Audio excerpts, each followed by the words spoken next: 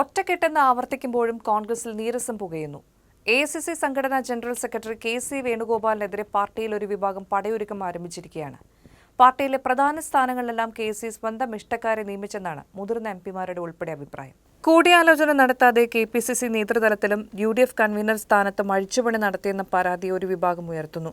കഴിഞ്ഞ ദിവസം KPCC ആസ്ഥാനത്ത് നടന്ന പുതിയ നേതൃത്വത്തിന്റെ ചുമതലയേൽക്കൽ ചടങ്ങിൽ നിന്നും MPമാരിൽ പലരും വിട്ടുനിന്നതിന്റെ കാരണവും ഇതാണ്.